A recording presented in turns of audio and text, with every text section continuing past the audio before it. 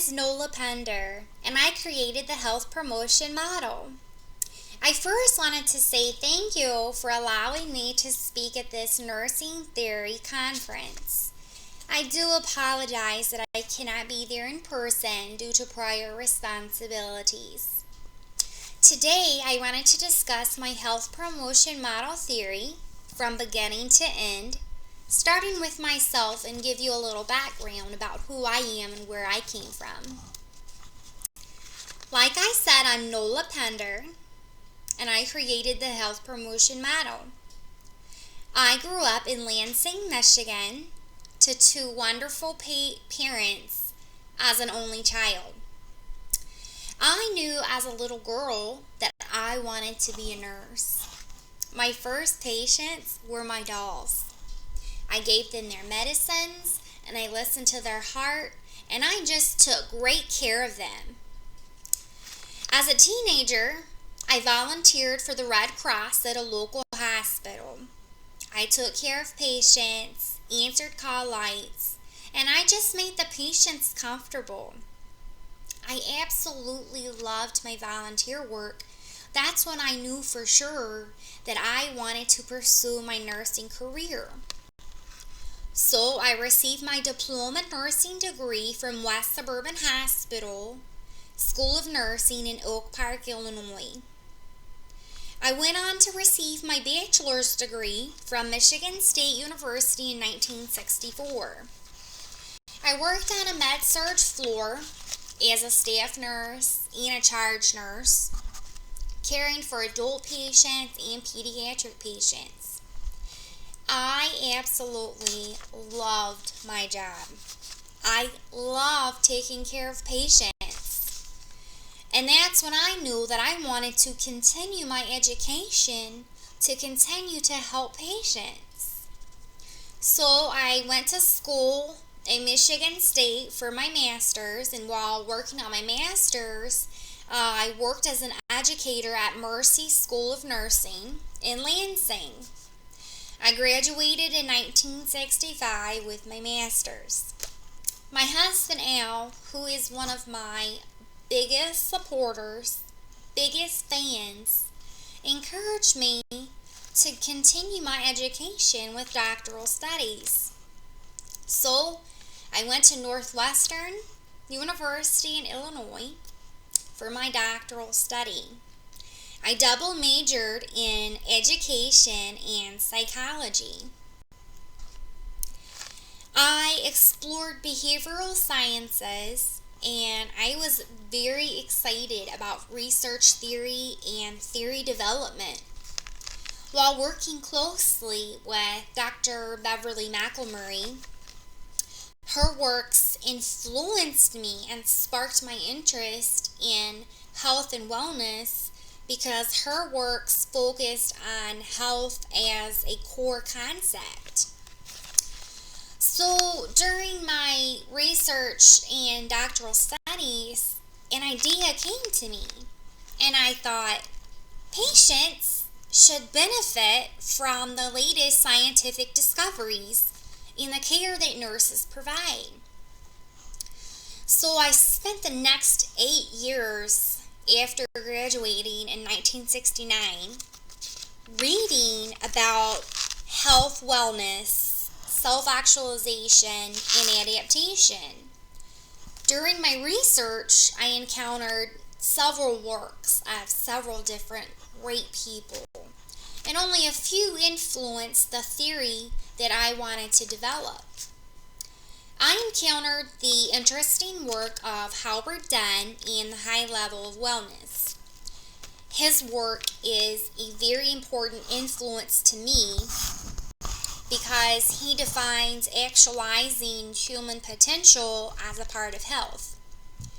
A healthy individual becomes more fully functioning and mature through the lifespan, and I agreed with that. I also read works from John Travis. He's very influential as well because he wrote about optimizing health and used the word wellness a great deal in his works. Albert Bandura also influenced my works through his social learning theory, which is now called the social cognitive theory.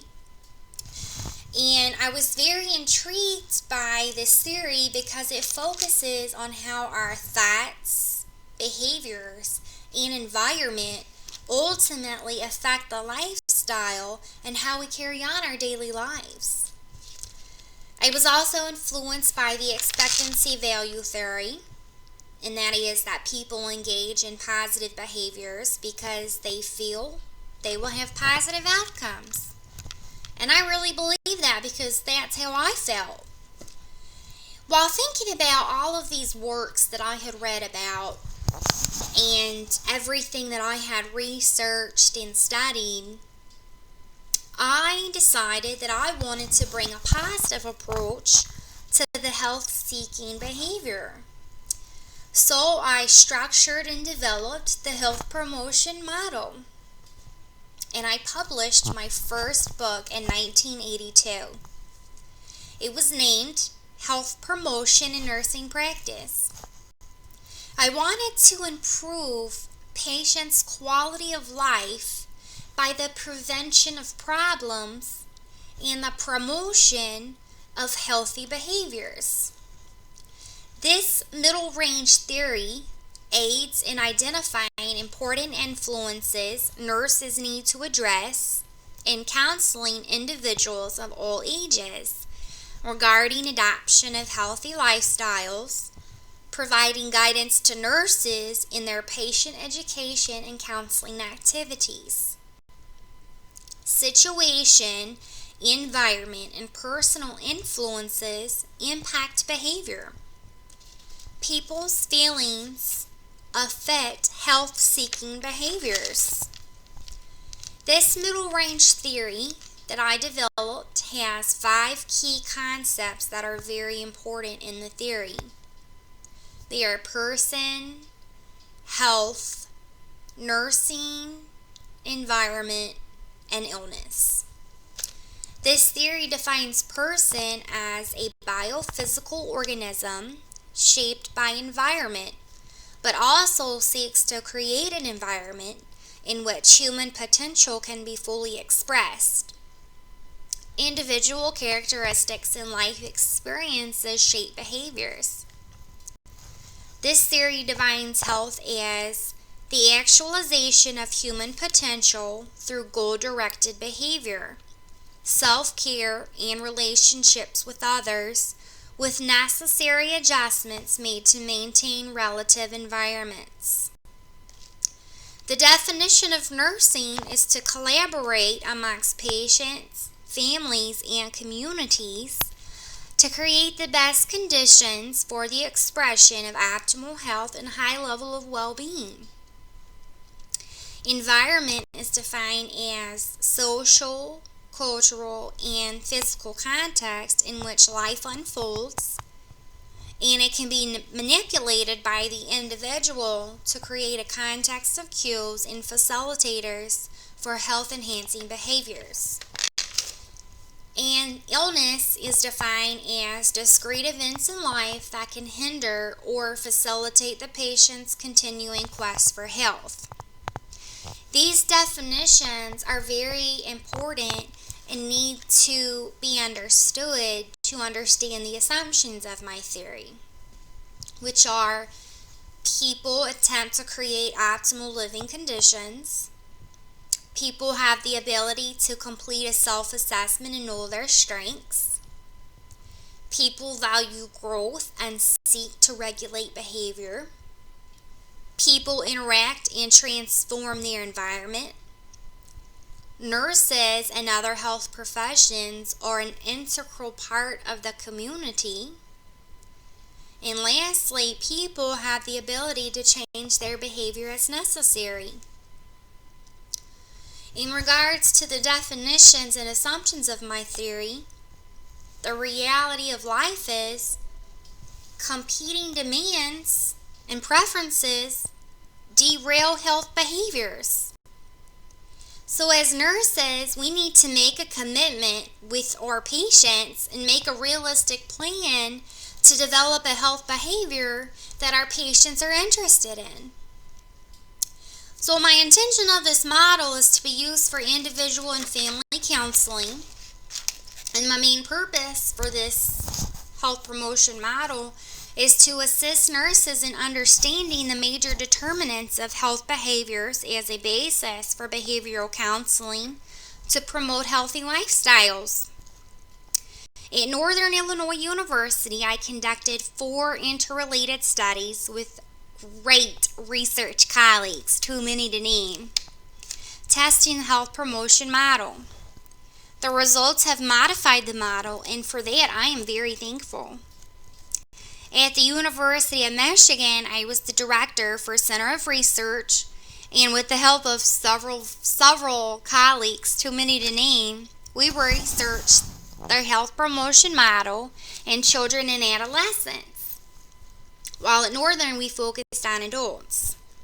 This led to the understanding of the health promotion model in the young population. Intervention work was done by Dr. Sally Lusk, and she applied the health promotion model in computerized intervention in manufacturing and construction workers to wear and use hearing protection. This computer-based intervention proved to be effective in encouraging workers to conserve their hearing and use protective devices. Dr. Susan Walker completed research using this health promotion model with older adults and developed an intervention to encourage increased physical activity and improve nutrition. It was found that the health promotion model did result in an effective intervention. There have also been hundreds of studies testing the health promotion model using different variables, which have stimulated lots of doctoral research and work amongst the dissertations.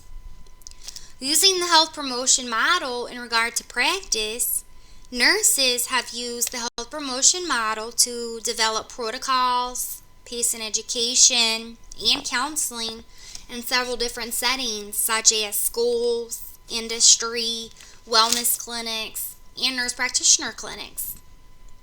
I've personally used clinical questions to assess my patients' needs and individualize plans for my patients. In undergraduate studies and education, I'm committed to introduce students to middle range theories. I believe this is very important because nurses need guidance in a positive direction in clinical practice for different patient situations. We are in an era where we need to apply theories into clinical practice.